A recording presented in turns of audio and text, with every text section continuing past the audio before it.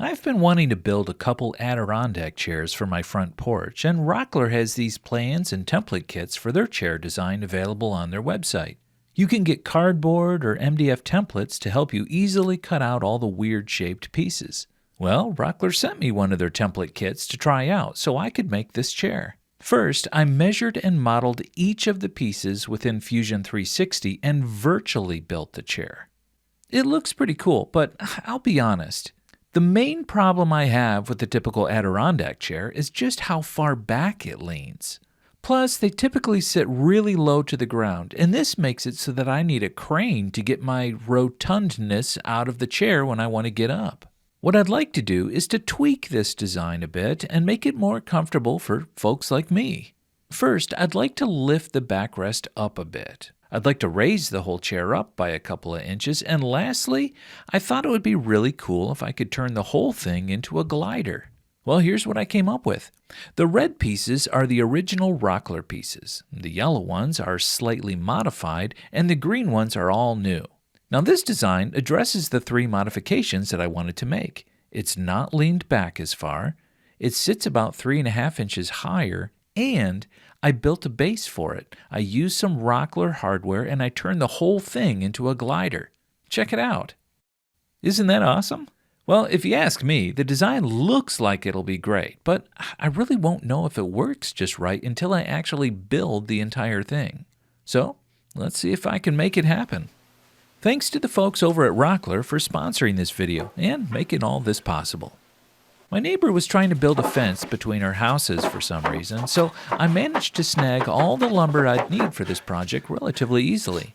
I printed up a breakdown sheet so I'd know how to rough cut all the pieces to size, and then I got busy measuring and marking where each board needed to get cut. And here's 2 hours of me using the miter saw condensed down to about 10 seconds.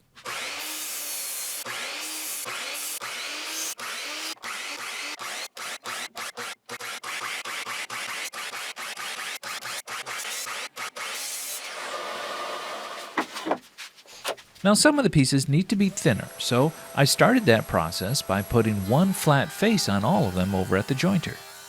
Next, I could shove them through the planer and get them down to their final thickness.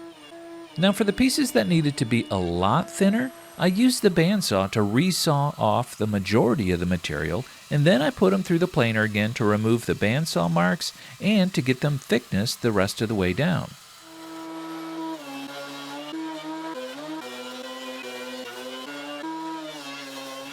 Then once I had those pieces ready, I could cut them up to become all the slats for both of the chairs.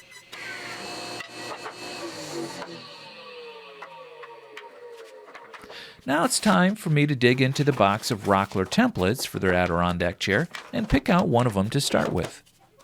So basically, here's how these templates work. You place it down onto your stock that you've thicknessed and rough cut to size. Then you trace the shape with a pencil to make an outline of it that's easy enough to see. Over at the bandsaw, you cut around your tracing, staying just on the outside of the line, yet removing as much of the waste as you can. And for the next step, I got this massive flush cutting bit from Rockler. This one has a bearing at both the top and the bottom so that you can use it against a template for really thick material. The idea is, if the material is too thick for the bit, I can remove the top bearing and have the lower bearing right against the template. Then after that, I can flip the piece, reinstall the top bearing, and have it flush trim the rest of the waste off. It's a pretty sweet router bit. So I got that thing loaded up and tightened down into my router table. Next up was fastening the template to the piece of stock. And for that, I just used some painter's tape and CA glue. This holds it on there plenty strong, and yet it can easily be pried off after the routing step is done. So back at the router table, I adjust the height of the bit so that the bearing will ride against the template, and then I can fire it up and flush trim the piece.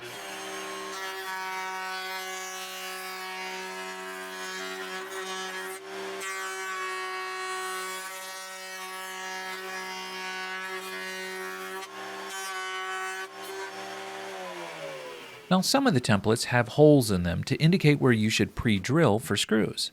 To find the exact center of those, I used a brad point bit that was the same size and I just tapped it through. This made a tiny indentation which I could then accentuate with an awl to mark each of the locations. Next, I could pry off the template and then drill each one of those spots out. Now, as you might have expected, a lot of the pieces have some undesirable sections in them. So when I could, I tried to orient the template so that I could avoid any of the ugly knots or the inclusions that were in the wood. Sometimes this meant flipping the pieces and putting the templates on angles so that I could get around the blemishes. And in the pieces where I couldn't, I just decided to embrace the weird looking thing and tell everyone that it just adds character. That's what my wife says about me, and we're doing just fine, so I'm guessing it'll work out just fine for the chairs in the end as well. Then, just like before, I fastened the template back down onto the piece where I traced it before, and then I flush trimmed it over at the router table.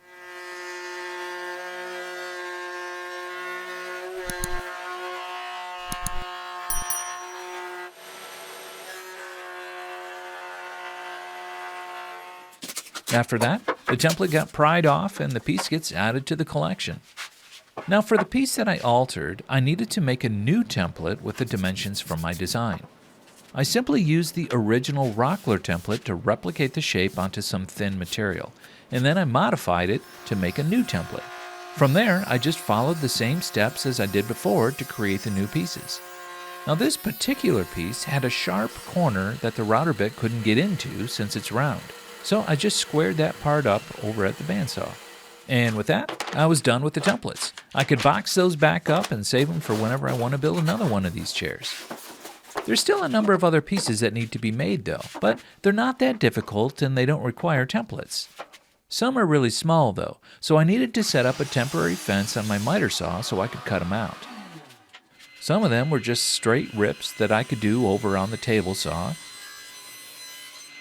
and others needed to be cut to a specific length. So I just set up a stop block on my miter station and I cut them all to size. And a handful of the pieces needed to get their corners rounded off, and I just used the oil cap off my neighbor's car to trace a couple of arcs, and then I took the piece over to the disc sander to remove the material.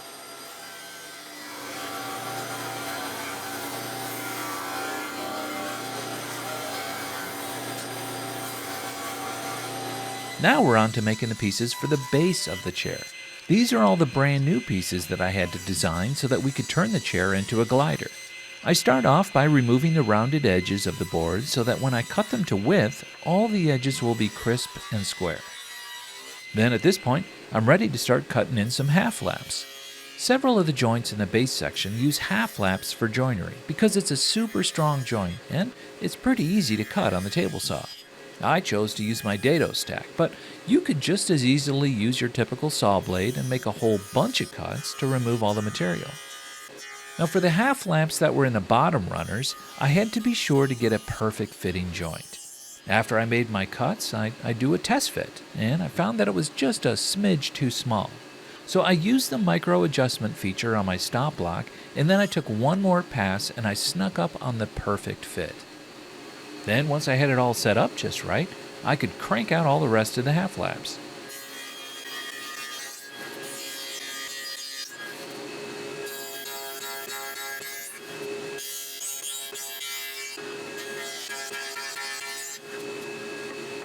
Now the runners on the bottom of the base have their corners rounded off, and I just took care of that over at the bandsaw and the disc sander just like I did for the others.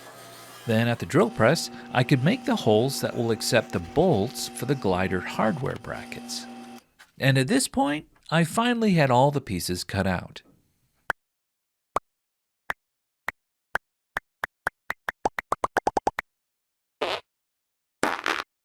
Before I start assembly, I add a 1/4 inch roundover to all the pieces that needed it, since it'll be a lot easier to do it now rather than once the chair is all put together.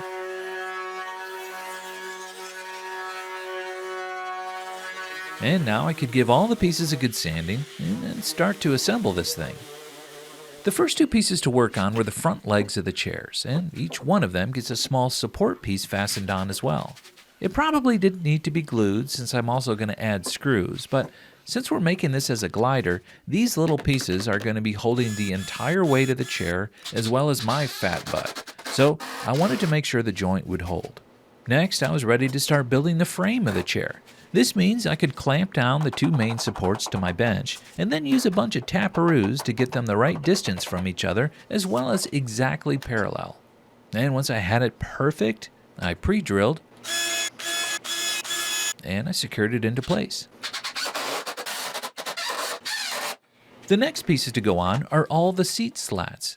Now I figured it would be smart to have all the mounting holes pre-drilled for each of them, so I set up a small jig on the drill press that enabled me to quickly and accurately drill out each one.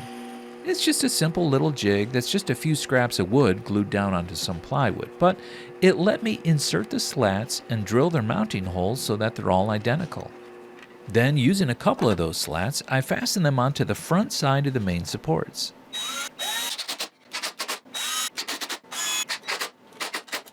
Now those front legs that I put together earlier could go on. I held them in position, and then I used Rockler's one-handed clamps to secure them into place. And when you find yourself with only one hand free, it's pretty handy that these clamps are spring-loaded and they close by themselves. It lets you hold the piece exactly where it needs to be while you're clamping it in place. At this point, I got the back legs positioned in just the right spot, and then I fastened them on as well. Next, the top stretcher can go on. Then the little brackets can go onto the top of the legs that'll support the armrests. And then the armrests themselves go on. And it starts to actually look like a chair once the back slats go on. I start with the center one, and then I evenly space out all the rest.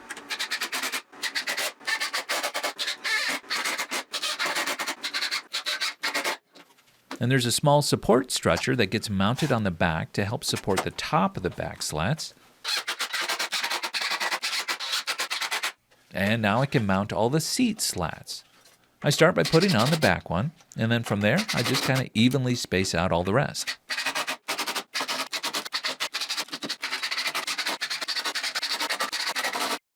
And at this point, I had a chair. I was dying to try it out, so I heaved it off the bench and I plopped my butt down to see if it was going to be comfy or not. And thankfully it was. The last part of this build is to make the glider base. I start by gluing up the half flaps and fastening on one of the risers to the bottom runners. Once I had that in place, I clamped it up and I left it to dry. And once it was, I took that piece over to the bandsaw and I cut out a 1/2-inch section from the bottom of it. This is to make it so that the entire runner isn't laying flat on the ground when the chair is assembled, but rather it'll have 4 feet instead. And once I had that section rough cut, I glued on a temporary fence and I cleaned it up with the flush trim bit at the router table.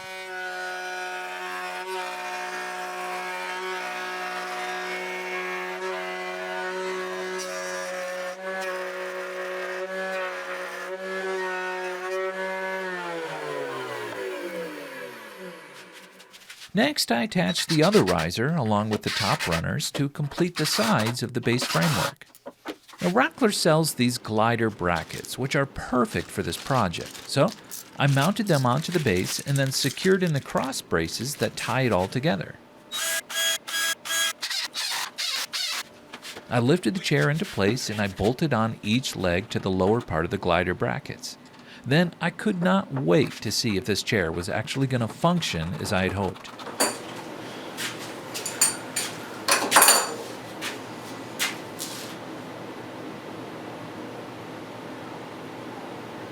I can't begin to tell you how happy I was to see that this actually worked. Yes!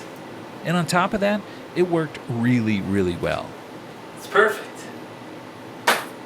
Now, our house is a dark gray color with some black accents, so we decided to make the chairs a dark color as well.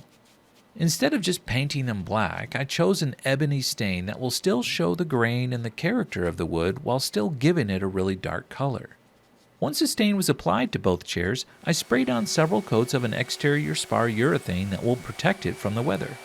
Granted, the chairs will be shielded from the rain and the harsh elements while they sit on our covered porch, but I still wanted to add a urethane to prolong their lifespan and to keep them in good condition for years to come.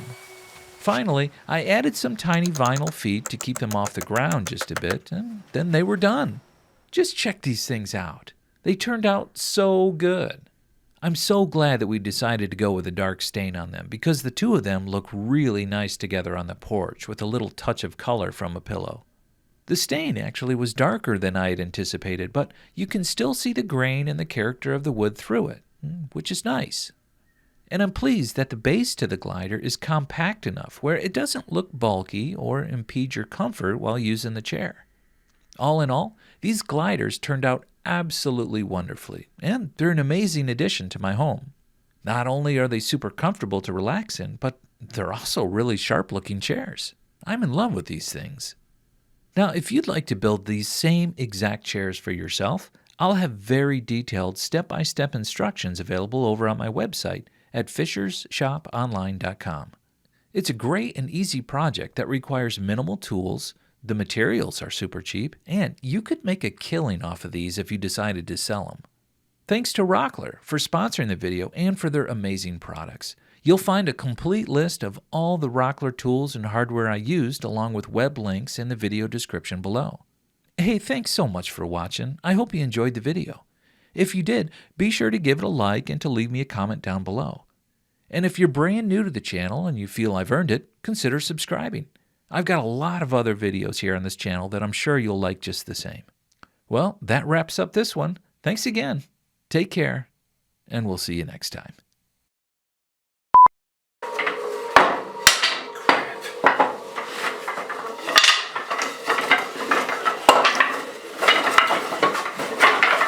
Nice.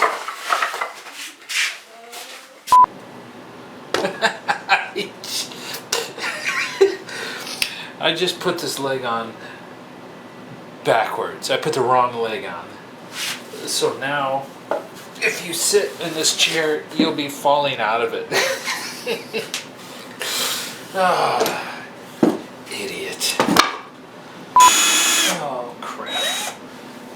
It moved on me. I don't want you to move. Moved again. Why are you moving? Dude. Alright. I'm afraid I may just have to murder somebody.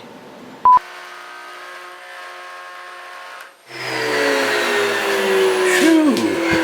That was a bad catch. As I was coming around this end, the router bit caught and it just broke this piece right off. That was a bit exciting. I'd never hear the end of it if I didn't at least get one of these flathead guys in there somewhere. So here it is. Hope you're happy.